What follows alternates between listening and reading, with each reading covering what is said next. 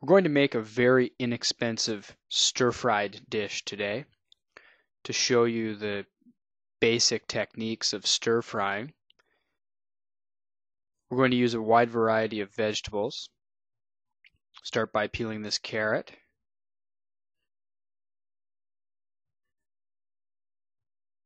In addition to the vegetables, we'll use an egg, which will add a little bit of protein, but the dish is going to be very inexpensive and extremely nutritional and also tasty.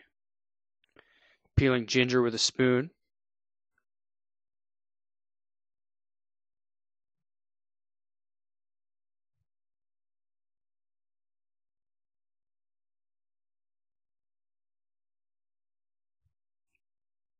Finely chop the ginger. The key with stir frying vegetables and food in general properly is the cut size. You don't want to cut things irregularly. You need to be consistent and have similar thicknesses and surface areas of all of the different products that you're going to stir fry, or things are going to cook at a different rate, and you'll wind up with things undercooked and others overcooked, and the dish won't be very good at all. So notice that he's cutting the carrot quite thinly.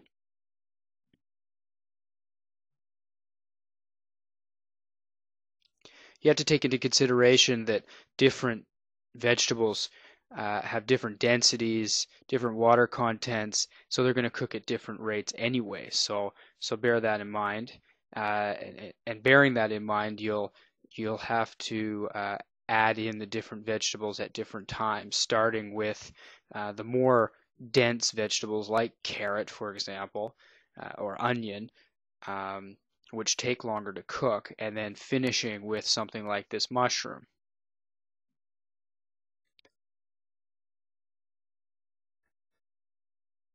Slicing onion.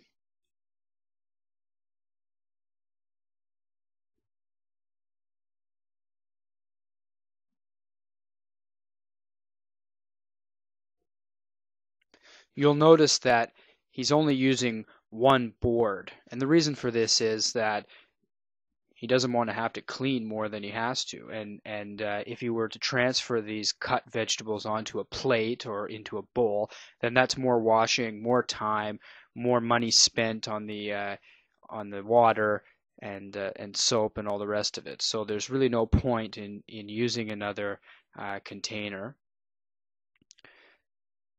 Just slice and hold the vegetables neatly on the board, and then move them on the board over to the stove where you're going to stir fry them off.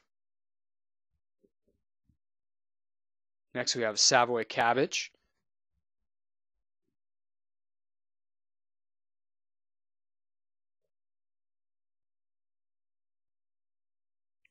Stack the leaves on top of each other and line them up. The bottom of each leaf is different than the top. It's more dense perhaps and has a larger water content. So we're going to add them in at different times, the leafier part and the base of the leaf. Notice how he's separating them.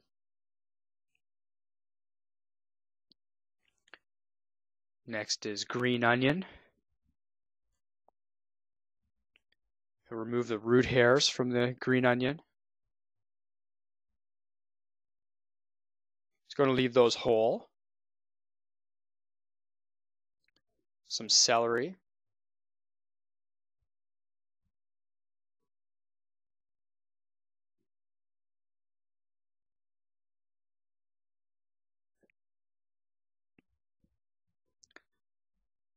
All of these vegetables contain different vitamins and nutrients, and so by having a wide variety of them within the dish, you're improving the overall quality of the dish from a nutritional standpoint.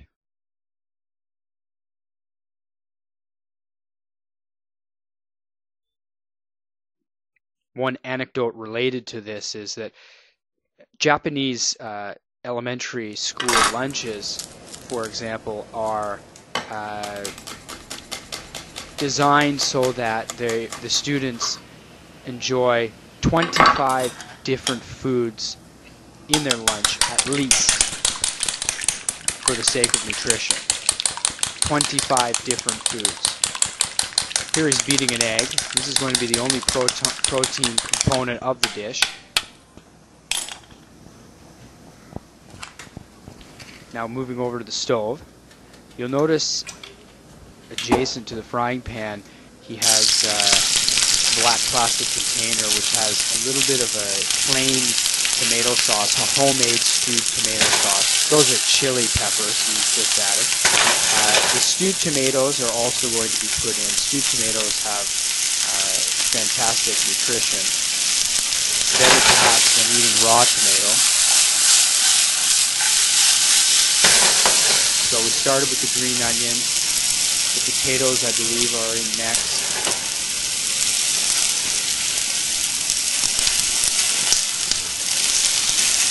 When you're stir frying, you're using the oven at full heat 100% of the time.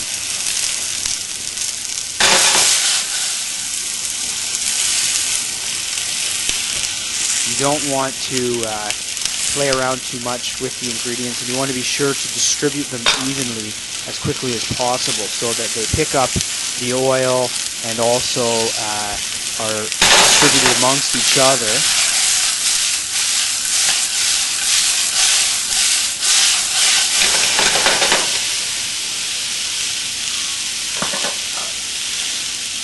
He's adding some sesame oil.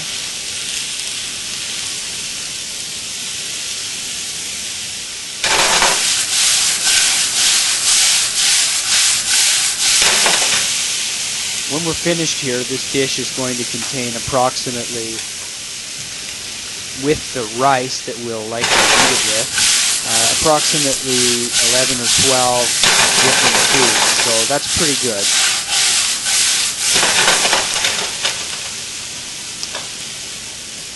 And all of the ingredients are relatively inexpensive.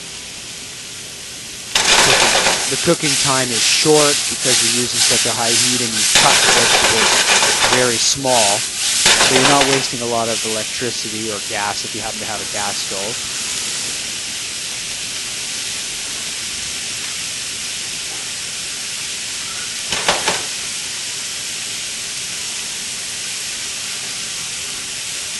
Try a few different pieces of various vegetables just to get an idea of how far they've cooked. This is really the only way that you can become a good cook, is by constantly tasting.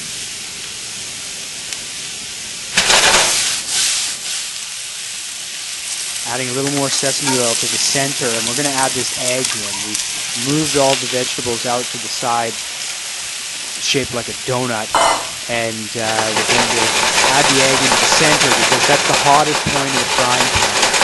Now with chopsticks we're working that egg into the mixture, tossing it about. Got a wooden spatula. You're using non-stick frying pans, which have merit for beginner cooks because they're non-stick, and so it's easy to be successful. But be sure to use either wooden spoons or plastic rubber spatulas, because you'll destroy the Teflon and then you're going to be ingesting it and throwing the pan in the garbage.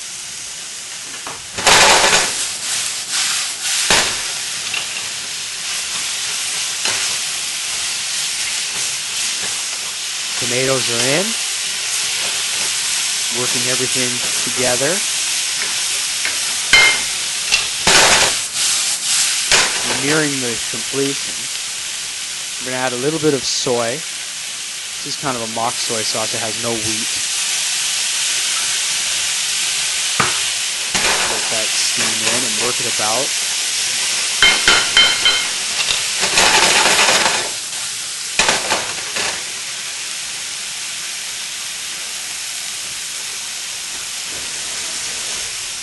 Total preparation time for this dish can be in and around 10 minutes, which is fantastic. It's done.